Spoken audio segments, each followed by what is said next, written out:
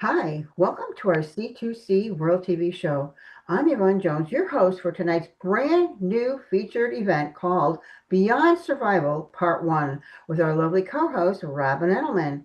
We have a special guest this evening, Charles Tupper.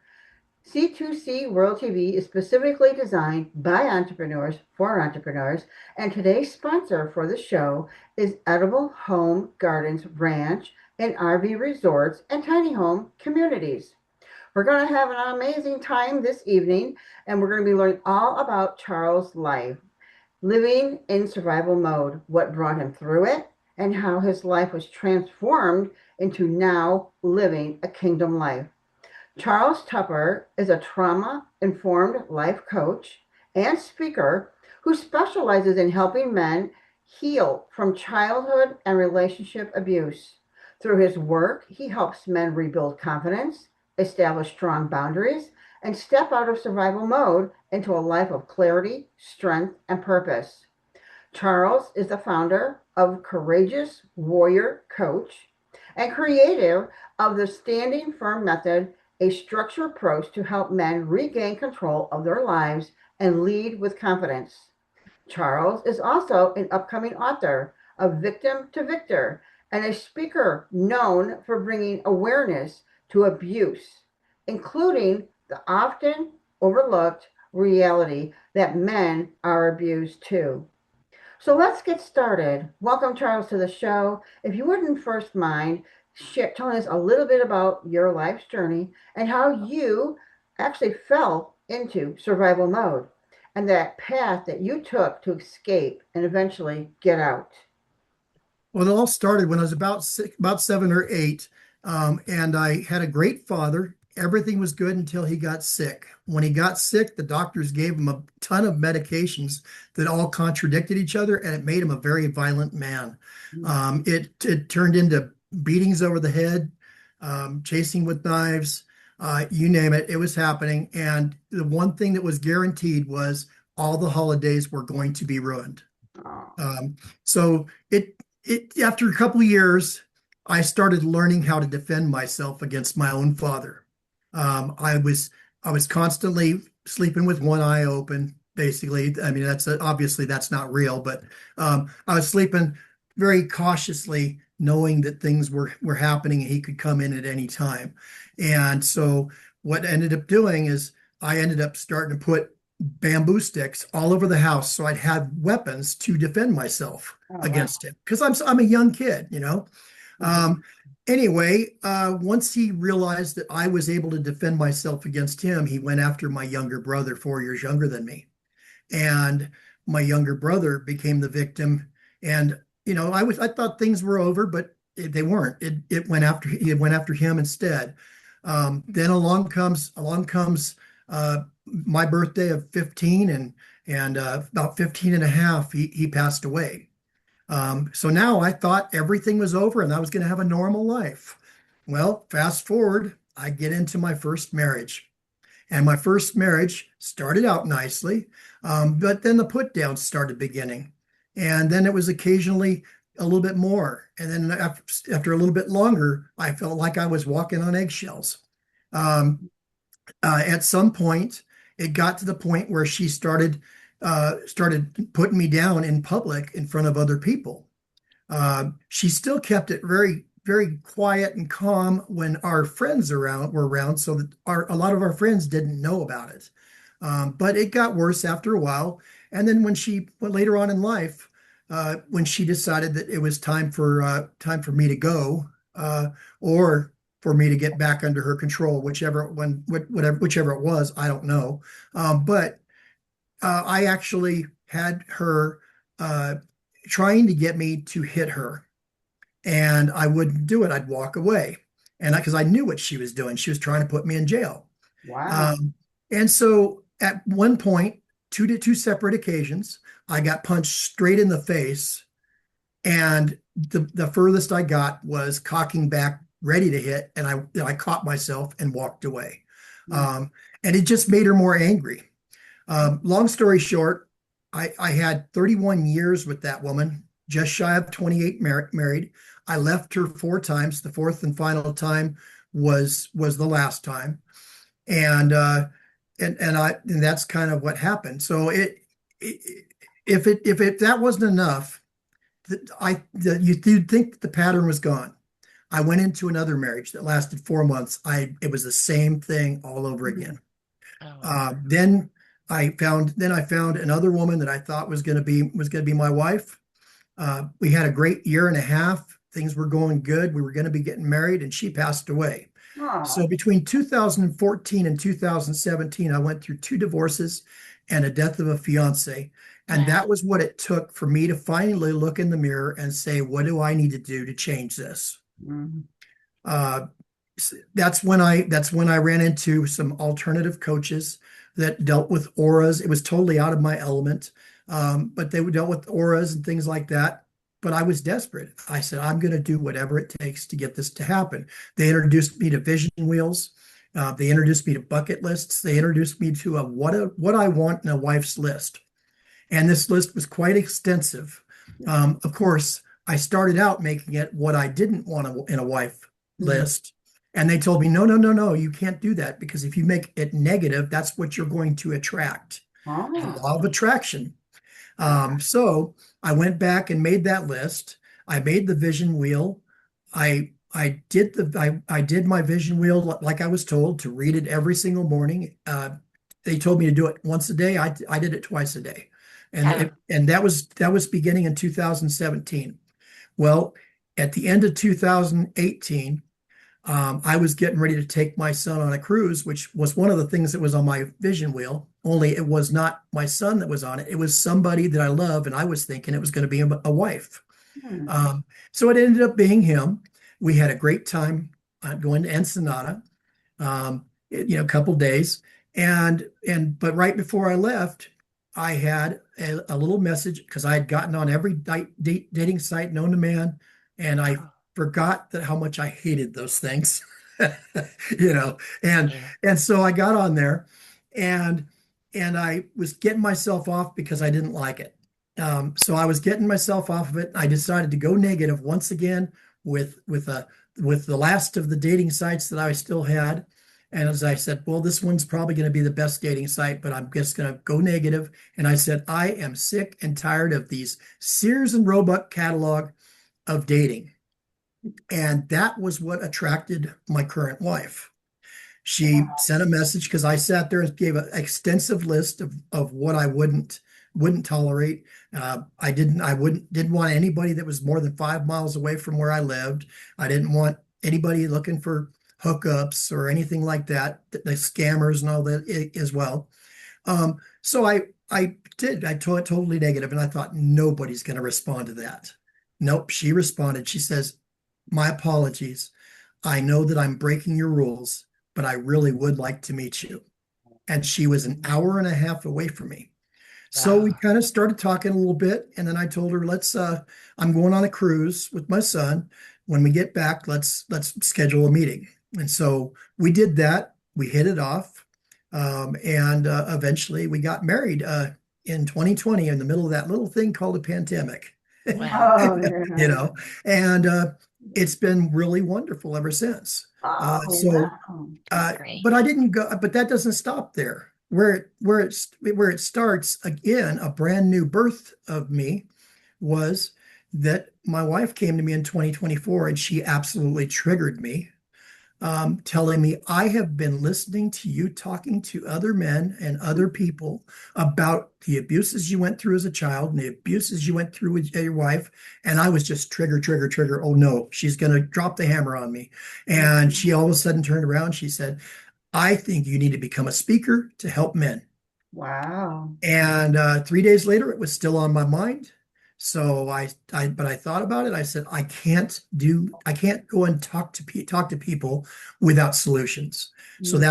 that's where the coaching came in.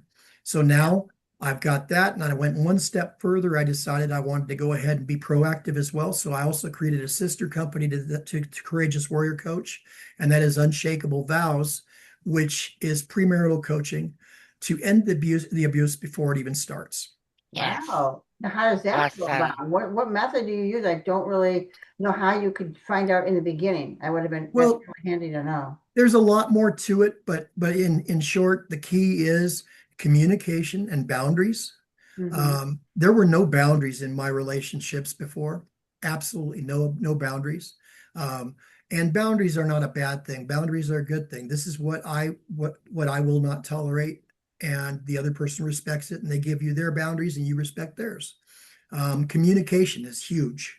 Hmm. You have to have a safe communication with your partner too. That's the thing, The, safe, Yeah. right? Safe, that's the safe. key Yes. word. Now, how do you learn safe communication though? Because, some people just can't communicate at all. Well, well, it took me 31 years to start figuring it out. Hmm.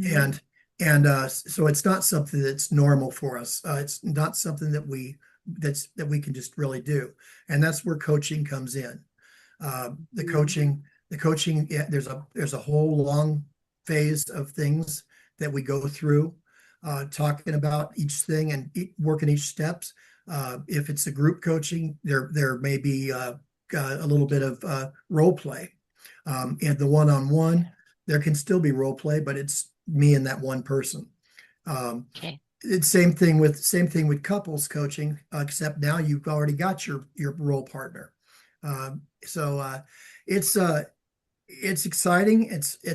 I'm new at this, but I'm learning more every day, Okay. and I'm taking more classes as well because I want to get deeper into the trauma, because uh, men don't usually get out there and say, "Hey, I need help." They Hmm. don't ask for directions. They don't ask for Yeah, help. right. Us men were taught to suck it up, buttercup. Hmm. But the reality is, if you're walking on eggshells every day in your relationship, Hmm. you need to get some help because you can't do it alone. Now, if you Yeah. can't afford coaching, and you can always call a friend. Call Hmm. a friend. Have a friend that knows your situation. A friend that can be there to listen to you venting about what the situation is, that will not judge, but will hopefully give you some advice. Uh, and of course, if it gets bad enough, you dial that 911 and you get yourself out of there. Yeah, Um, Yeah. exactly. so yeah, it's just a long process, and I've got a long ways to go. Uh, I mean, I'm going to be training probably for the next 10 years. Wow. Still, because I want to improve myself, because the better I get at it, the more people I can help. And my goal is just to is Yeah. to end abuse for all. Now, do you ever think about inviting your wife to any of these meetings or coaching, or is it strictly you on that with everybody on a one-on-one basis, or how does that work, or is it just your structure? Well, Well, I found a new, well, it's not new, it's new to me, but I found another coaching program that I'm going to get certified with, and Mm-hmm. that coaching program is specifically for couples, Mm. and they encourage people getting the certification to do husband and wife. Oh, Mm. that's And great. so I love and Yeah. that. so yeah, it's the point where you can bring your spouse at no Hmm. extra charge, and you're both certified. Nice. It's So great. I'm gonna be doing that in September, and because I've got the trauma coach I'm starting here in another week. I've got several other trauma coach stuff, but this one's a lot more in depth. And I did the skimming stuff before, but now I'm trying to get myself to be the best out there. Excellent. And what state are you located in? I'm located in Arizona, but I'm going to be serving all over the entire United States via Zoom Hmm. and any other platforms that That's people in- prefer. that's incredible. And are you going to reach out to Canada too as well? Like, sure, it's In going to be, or just America, or in the beginning, it's just going to be America. There's a okay. possibility I may add that in the future, because Canada, they're close enough to us and Yeah. yeah, but I just figured my starting point is going to be the United States. My speaking is just getting started, and I'm starting in Arizona first, but then I'm going to expand to the entire United States on speaking as well. You envision this taking it to where like you're I'm going to be a speaker on stage talking to a group of people, like maybe high school or college, or just like mentoring early like that? Or have you thought about that? I've got several other people that work with the youth Mm, we're talking back and forth about getting them certified with traumas as okay. well, so that they can try and Yeah. catch it early. But I'm typically working with men between 30 and Okay. 55. Now, I won't turn away anybody though.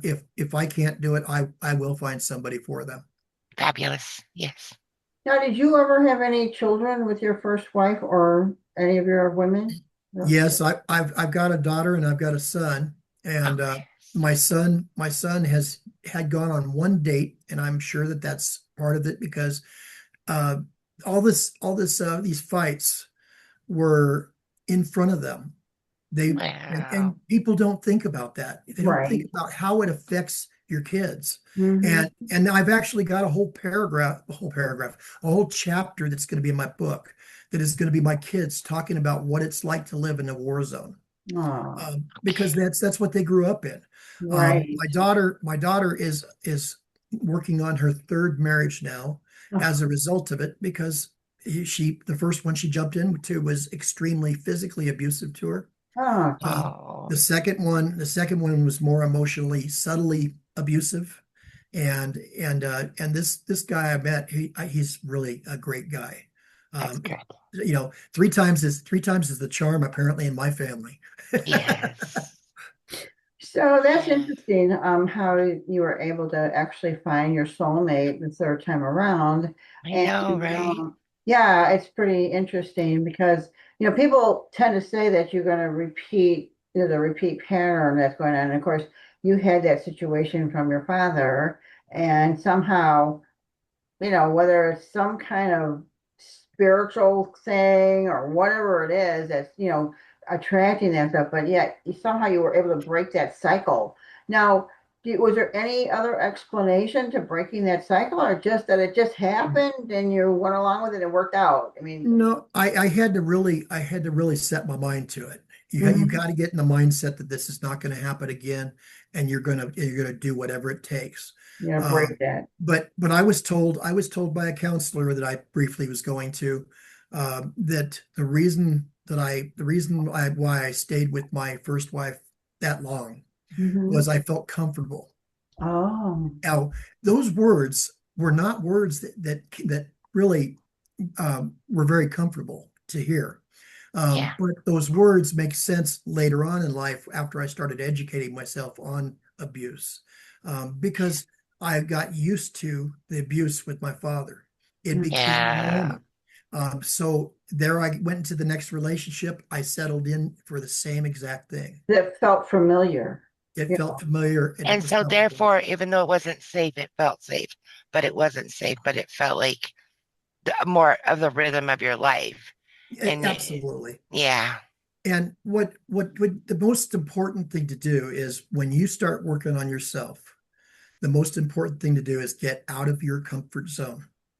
That was the key to mine, was get out of your comfort zone. If it's uncomfortable, you're growing. If it's comfortable, you're not growing. Mhm. Okay. But That's a good um, point. yeah, and the big thing and what I'm hoping that I'm going to supply and is mostly awareness, of course. I want people to be aware that men are abused too. Uh, and I've even got controversial website it is menarabused2.com and .org.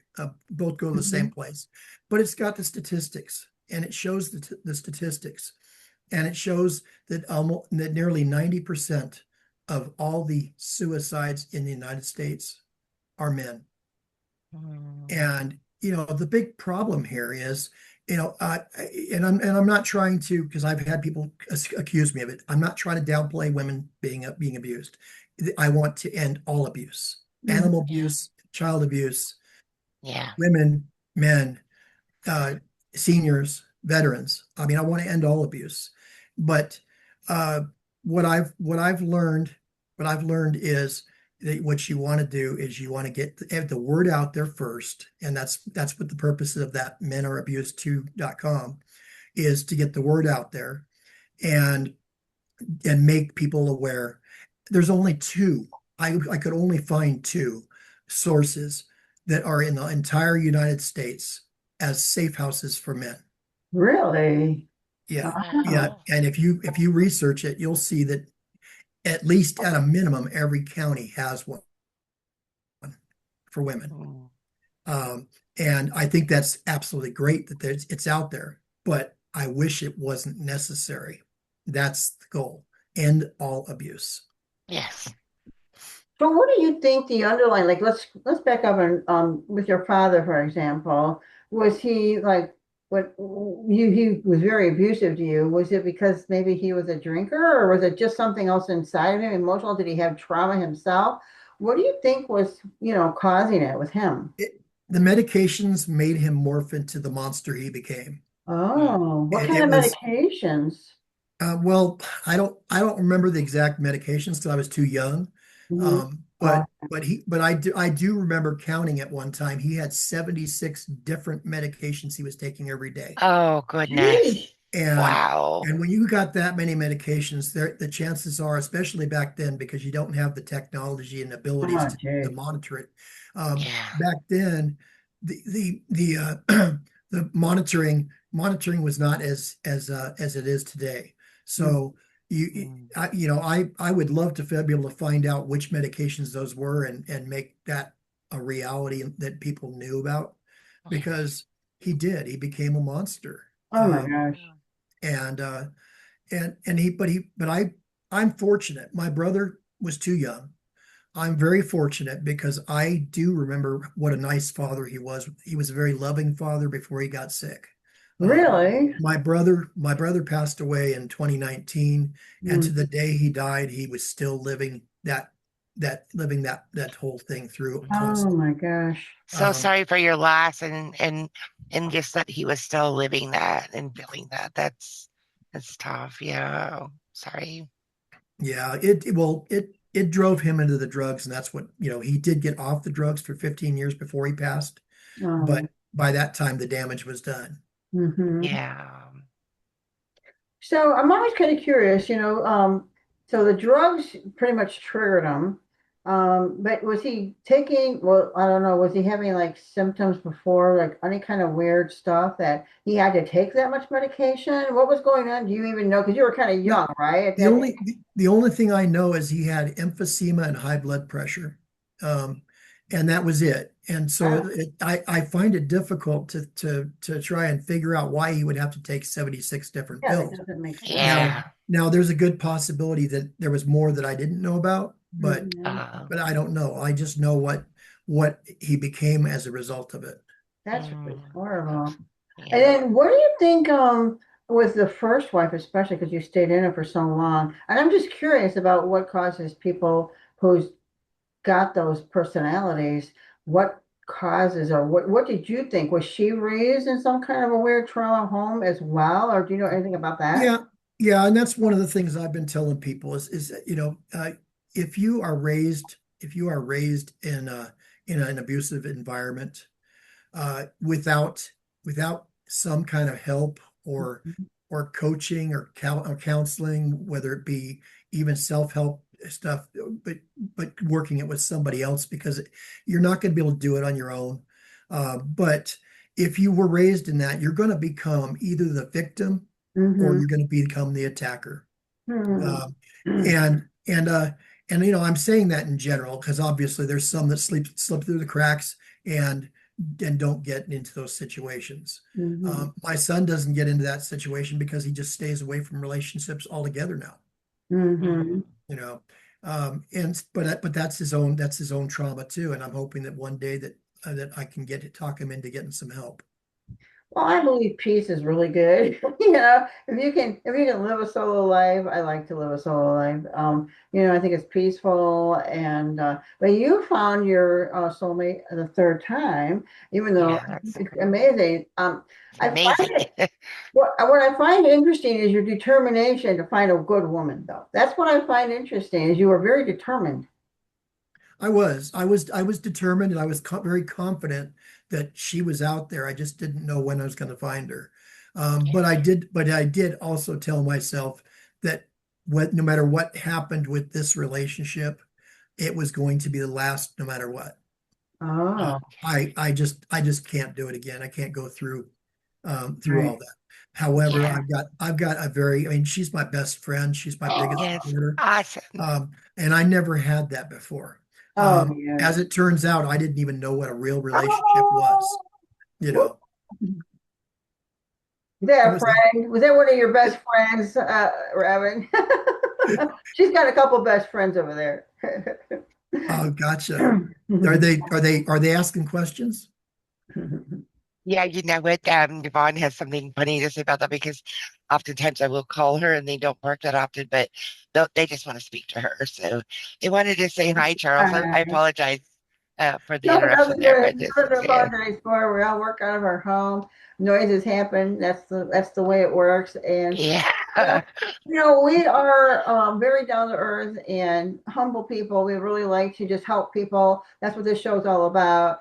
And as you'll see, the more about what we do, it's really geared to entrepreneurs, right? That is the show. We're driven for entrepreneurs. And so, you know what? That's life. That's how it works. Matter of Well, fact, some people have their grandchildren pop in, right? Or their children pop in.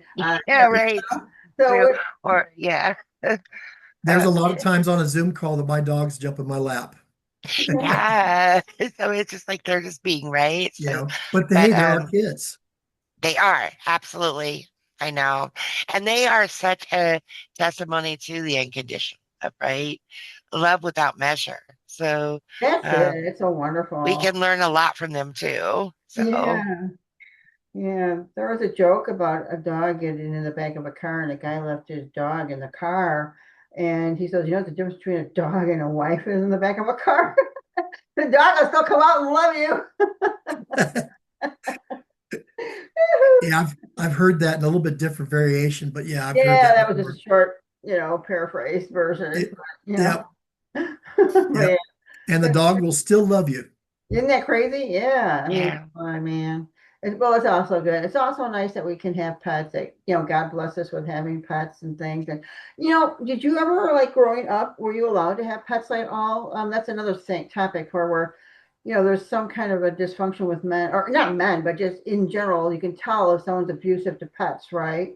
So, did you guys ever have pets in your house at all? Oh yeah, we raised huskies. Um, Oh, yeah, Oh, Siberian huskies. beautiful I love. dogs. Yeah, now I got small Yeah. dogs. What kind of dogs do you have? I've got two Boston Terriers and a Deerhead Chihuahua. Oh, sweet.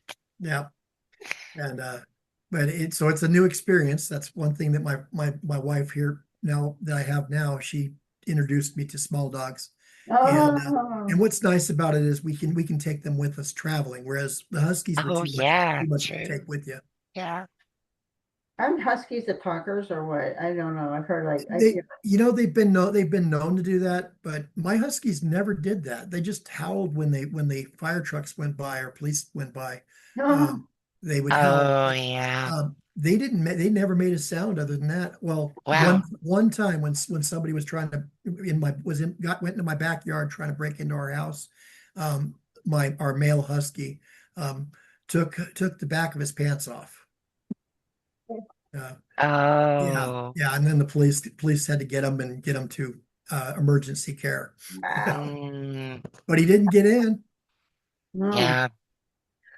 Yeah, there's silent and then but always alert to Uh, protect, right? oh yeah, Yes. Yeah.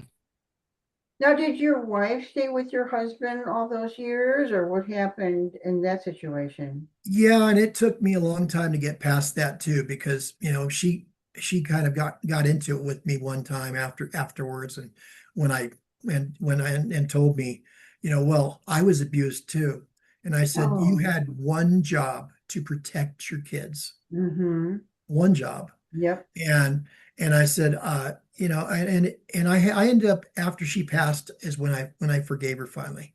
I Mm-hmm. had to do that because that's the only way you come to peace with yourself and True. Mm-hmm. with God too. So, Yeah. um, So how long then was the marriage with before she passed away with your husband and her? Well, he passed away. He passed away when I was 15 years old, and Oh, let's yes. and I got out of I got out of the military in 2026. Hmm. So, which would have put me. It would have put me. No, I got not in 2026. What am I saying? That's now.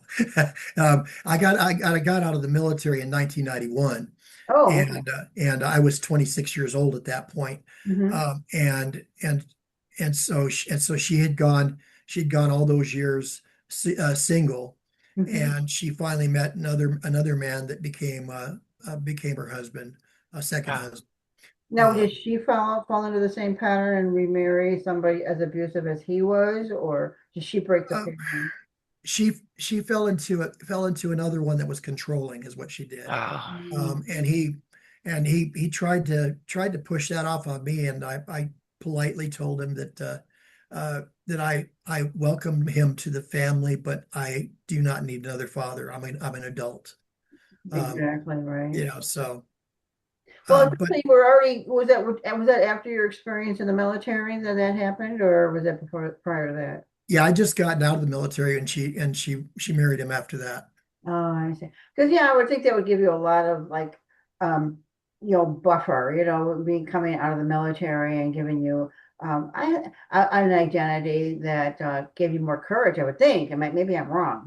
Does that? Because you maybe were. There's a lot of people who are so sensitive, and they, like with me, I would know. I would be very sensitive. I would always take the blame for everything. Just kind of how my personality was. And it's really, some people are like that. Some people are so sensitive they just are overly sensitive. I think. Well, and I'm not going to be able to diagnose and say that they did this for sure, but that could be a sign that they've been through abuse themselves too.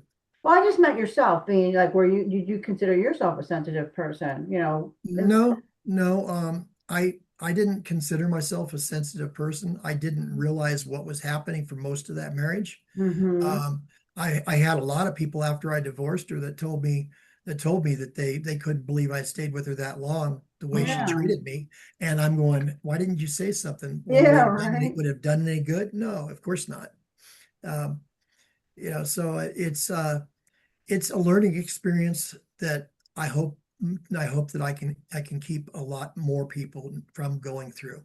I think that's great. I think that's I know perfect. you will. I know. I'm just so thrilled that you're doing what you're doing and moving into that, Charles, because this more of your calling in life, or part of just adding to your calling in life, and you're gonna change so many lives in so many amazing, powerful ways. I'm just super excited for your journey here that you're beginning. So thanks Well, for that, you doing took that. you took something that was terrible and horrible in your life and you turned it around for good. And that's kind of what Yes. our kingdom conversations are about, is how you can take something that traumatized you. I mean, look at Joseph, in the Bible, what happened to him and his family life, and he turned around and became the ruler, right? And that's what we're talking about, kingdom living, how you can take trauma, whatever happened to you in your life, and still use it for good, right? And that's what you're doing. That's what you chose to do.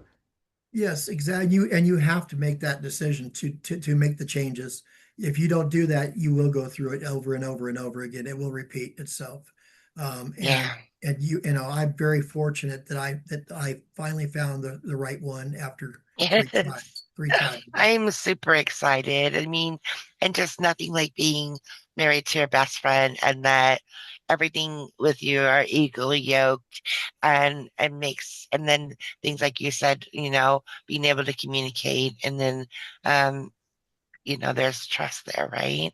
Um, but the right one. Like it's I imagine you guys just learn more and more all the time about, parts or each other. You learn, but as we grow and things like that. And with your wife being able to go with you to this next education module that you guys are going to be doing, how fun and great is that, right? So It is. yeah. Well, I hate to say this, we only got 3 minutes left for the show, and we had a really enjoyable time, picking your brain and getting to know you better, Charles. Thank you And so I very would, much. I would really like you to express how people, we're going to put all your information in the show notes for what, how people can get a hold of you. Okay. And any last, comments or suggestions that you would like to make or say before we wrap it up? The biggest thing for the men out there, the biggest thing I would say is if you are feeling like you're walking on eggshells, it one time does not necessarily mean you're being abused. But Mhm. if it's a consistent thing that's going on throughout your life with that person, you need to seek some help. Um, and it doesn't necessarily mean divorce because there's some women out there that I've met that when they realize what they're doing, because they weren't realizing what they were doing, when they realize what they're doing, they make the changes. And if they make the changes, then that's a real good thing. And that's what Yes. that's what the unshakable vows is for, which is the premarital coaching, is not just for premarital coaching, but also for husbands and wives that have been together for a while and just want to be proactive and create a better relationship. Um, Yeah. because when you get the tools, that's when you can succeed. Exactly. Well, I just want to thank you so much for being our first guest for our new series on Beyond Yeah. What Survival. an amazing Well, blessing. Thank you. Thank you. and thank you so much for having me. It's been our pleasure, and we're looking forward to getting updates from you on how it's going with your series and what you're doing with your different books and your different strategies and your different methods, and maybe even at some point in time, if you want to bring out a guest or one of your clients or and talking, they could talk about some of the rejuvenation that went on in their life. That would be an awesome follow-up series. I will definitely stay in touch and we'll be talking again soon, I'm sure.